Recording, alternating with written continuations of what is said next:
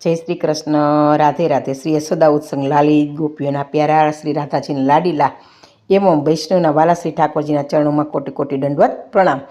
હવે વાલા વૈષ્ણવ સર્વેને મારા જય શ્રી કૃષ્ણ. હવે આજે આપણે શ્રીમદ ભાગવત રહસ્યના સ્કંદ 10નો એક પ્રસંગ વાલા વૈષ્ણવો જોઈશું. શ્રી કૃષ્ણ શરણમમ કે ઘરનું કાર્ય કરતાં કરતાં વારંવાર પ્રભુને નિહાળો. કે જ્યારે આવેલ વ્રજવાસીનું સન્માન કરતા યશોદા તન્મન થયા છે અને આ બાજુ શ્રી કૃષ્ણ જાગ્યા છે કે મારી માં ક્યાં છે. હવે મારી માં તો ઉત્સવ મારો કરે છે અને મને ગાડા નીચે રાખીએ છે. ઉત્સવને દિવસે ભગવાનને ભૂલી જાવ એ બરાબર નથી વાલા વૈષ્ણવો. ધ્યાન રાખો કે આપણે જ્યારે ઘરમાં ઉત્સવ હોય છે ત્યારે ઠાકોરજીને એક બાજુ રાખી ન દેવા જોઈએ. એટલે ઉત્સવમાં ઠાકોરજીને સતત યાદ કરવા જોઈએ. યશોદામાં ઉત્સવ કરે છે પરંતુ ઠાકોરજીને એક કોર ગાડા નીચે જ રાખી મૂક્યા છે. યશોદા છે શ્રી કૃષ્ણને ભૂલી ગયા છે એટલે વિપત્તિ આવી. એટલે કે જ્યારે આપણે કોઈ લૌકિક કાર્ય સારું લૌકિક કે અલૌકિક કોઈ પણ કાર્ય કરીએ અને ભગવાનને જો ભૂલી જઈએ તો વાલા વૈષ્ણવ ન ચાલે. એટલે કે જ્યારે શ્રી કૃષ્ણને આપણે ભૂલીએ છીએ ત્યારે આપણા પર વિપત્તિ આવે છે. એ ખાસ ભાગવતમાંથી આપણે વાલા વૈષ્ણવ જાણવા મળે છે કે વ્યવહાર છૂટતો નથી, વ્યવહાર કરવો પડે છે. જ્યાં સુધી કંઈક અપેક્ષા છે ને ત્યાં સુધી વ્યવહાર છૂટતો જ નથી. વ્યવહાર તો છોડશો નહીં પણ વ્યવહાર સાથે એક થશો નહીં. એટલે વ્યવહારને બાજુમાં રાખી અને ઠાકોરજીને પણ રાખવાના છે. એટલે કે વ્યવહાર છોડવાનો નથી પરંતુ વ્યવહારને યાદ કરતાં કરતાં ઠાકોરજીને ભૂલવું ન જોઈએ. આ બતાવ્યું છે કે વ્યવહાર કરવો તે ગુનો નથી પણ વ્યવહારમાં ભગવાનને ભૂલી જવો ને એ વાલા વૈષ્ણવ જરૂર ગુનો છે. ધંધો કરવો એ પાપ નથી પણ ધંધો કરતાં કરતાં ભગવાનને ભૂલી જવાને એ પાપ છે. વેપારી દુકાનમાં ભગવાનની પૂજા કરે છે પરંતુ ગ્રાહક વસ્તુ લેવા આવે ને એટલે તુરંત તે ભગવાનને ભૂલી જાય છે. ગ્રાહકને તે ઈશ્વરની સન્મુખ છેતરે છે. એટલે ભગવાનને ભૂલી જાય છે અને ગ્રાહકને વેપારી છેતરે છે. એટલે કે 5 રૂપિયાની કિંમતની વસ્તુ અથવા માલ 25માં આપે છે છતાં ગ્રાહકને કહે છે તમે મારા મિત્રો છો ને એટલે પડતર ભાવે માલ તમને આપું છું. લેનાર સમજે છે કે ભાઈબંધ છે એટલે ખોટ ખાઈને પણ મને માલ આપે છે. પણ તે પડતર ભાવનો જે શબ્દ વેપારી બોલે છે તેનો અર્થ તે સમજતો નથી. એટલે એને તેમ થાય છે કે મિત્ર છે તો સસ્તું આપ્યું પરંતુ પડતરનો અર્થ પડતર ભાવ એટલે તું પડવાનો અને હું તરવાનો. આવો અર્થ આપણે પડતરનો વાલા વૈષ્ણવ લઈ શકીએ કે તું પડ ને હું તરી જાઉં. અને વસ્તુની પડતર એટલે ઘણી જૂની છે એવો અર્થ પણ આપણે કરી શકીએ. હવે ગ્રાહક પડે અને વેપારી તરે, વેપારી દ્રષ્ટિએ પડતર ભાવનો વાલા વૈષ્ણવ અર્થ કહી શકાય. હવે લક્ષ્યને લક્ષ્યમાં રાખો અને વ્યવહાર કરો. લક્ષ્ય છે શ્રી કૃષ્ણને મળવાનું. મારે શ્રી કૃષ્ણને મળવું છે. જ્ઞાની મહાત્મા ઈશ્વરને ભૂલતા નથી અને વ્યવહાર કરે છે. યશોદા ગોપીઓનું સન્માન કરતા શ્રી કૃષ્ણને ભૂલ્યા છે. કેટલાક ઉત્સવના દિવસે ઠાકોરજીને ભૂલી જાય છે. અરે ઉત્સવ તો ઠાકોરજી સાથે એક થવા માટે છે અને આપણે ઠાકોરજીને ભૂલી જઈએ તે વાલા વિષ્ણુ કેમ ચાલે. વ્યવહારનું કામ કરતાં કરતાં વારંવાર શ્રી ઠાકોરજીને નિહાળજો. ઘરનું કાર્ય કરતાં કરતાં વારંવાર પ્રભુને નિહાળો. સાધારણ કોઈ મહેમાન ઘરે આવ્યા હોય તેને મળ્યા પછી તેને રાજી રાખવા વારંવાર તેની સાથે આપણે વાતો કરવી જ પડે છે ને. લૌકિક વ્યવહારમાં આપણે વાલા વિષ્ણુ જોઈએ છે. કોઈ મહેમાનને પણ આપણે પ્રસન્ન રાખવા આટલું કરીએ છીએ તો આ તો ઠાકોરજી 14 લોકનો ત્રિભુવનનો નાથ છે તો એને કેમ ભૂલી જઈએ તે કેમ વાલા વૈષ્ણવો ચાલે. એટલે તેવી રીતે ઈશ્વર આપણા ઘરે આવ્યા છે, નંદાલય બનાવ્યું છે આપણે તો પછી સતત વાલા વૈષ્ણવનું ધ્યાન રાખવું જોઈએ. સેવાની સમાપ્તિ ક્યારેય થતી જ નથી. શરીરની સાથે સેવાની સમાપ્તિ થાય છે. સેવાની તો સમશિક્ષ કરે એ વૈષ્ણવ નહીં. સત્કર્મમાં સંતોષ ન માનો.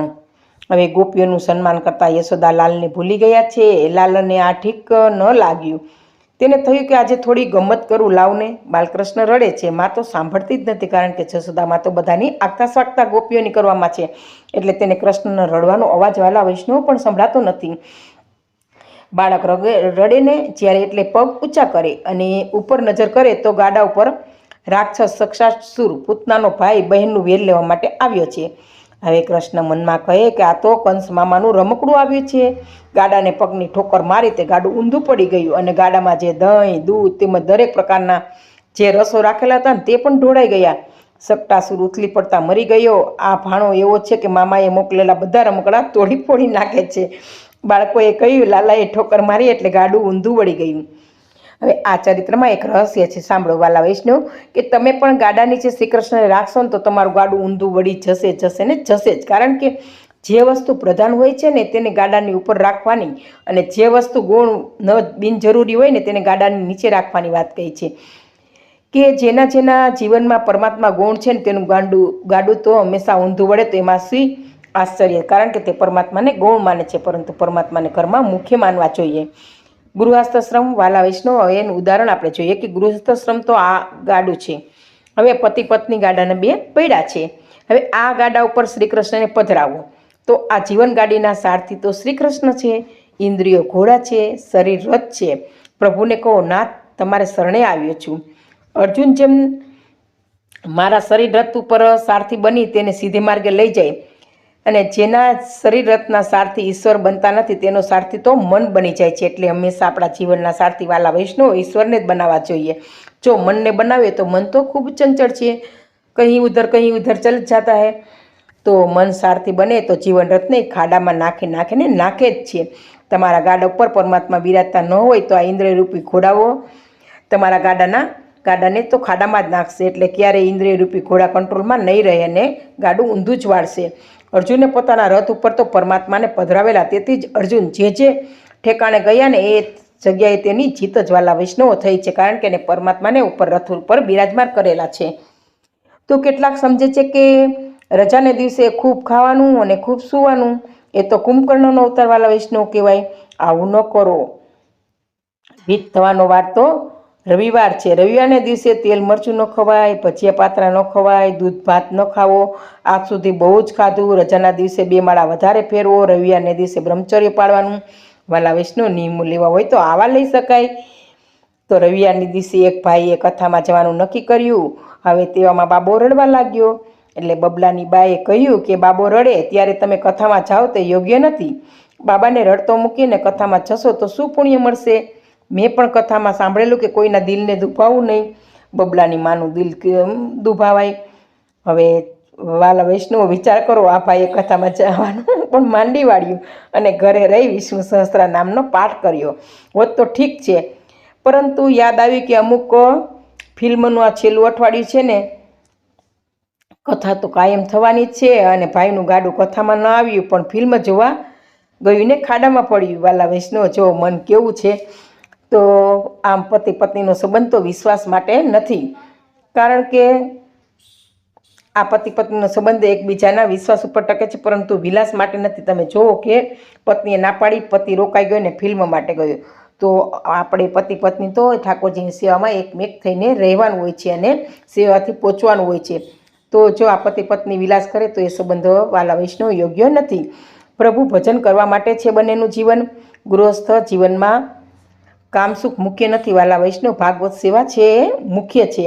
મનુષ્યના જીવનમાં ભોગ મુખ્ય નથી, ભગવાન મુખ્ય છે. ગાડું અવળા માર્ગે જાય ને એટલે ભગવાન તમારું સંસાર ગાડું પણ ઉથલાવે જ છે. વાલા વૈષ્ણવો, એટલે ઠાકોરજીને હંમેશા પહેલાં રાખવા જોઈએ. ગાડા ઉપર ભગવાનને પધરાવવા જોઈએ અને એને ગાડા નીચે ન રાખવા જોઈએ. યશોદાજીએ અવળું કર્યું.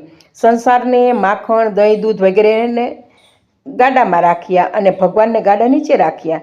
તેણે સાંસારિક કાર્યને પ્રાધાન્ય આપ્યું અને ભગવાનને ગૌણ સ્થાન આપ્યું, એટલે ગાડું ઉઠલ્યું. તો વાલા વૈષ્ણવો, આ પ્રસંગ પરથી આપણે જોઈએ કે ભગવાને પણ બતાવ્યું કે હરતા ફરતા ગમે ત્યારે કામ કરતાં કરતાં શ્રી ઠાકોરજીને યાદ કરવા જોઈએ. અને કોઈ લૌકિક પ્રસંગ હોય કે અલૌકિક પ્રસંગ, પરંતુ ભગવાનને જરા પણ વાલા વૈષ્ણવ આપણે ભૂલવા ન જોઈએ. અને પ્રસંગ પૂરો થયા ત્યારે ભગવાન યાદ આવે એવું ક્યારેય હોતું નથી. એટલે સતત શ્રી કૃષ્ણનું ચિંતન કરવું જોઈએ, અને ચિંતન કરીએ તો જ વાલા વૈષ્ણવ આપણે ઠાકોરજીને સારી મતિથી આપણે પામી શકીએ અને ઠાકોરજી આપણા પર કૃપા દ્રષ્ટિ ફેરવે. તો આવા ઠાકોરજીને કોટી કોટી દંડવત પ્રણામ. તો વાલા વૈષ્ણવ, આ પ્રસંગ મારો અહીંયા પૂરો થાય છે. પ્રસંગ કહેવામાં ભૂલ રહી ગયો હોય તો પુષ્ટિ દાસીને ક્ષમા આપશો. જય સર્વે વાલા વૈષ્ણવને જય શ્રી કૃષ્ણ.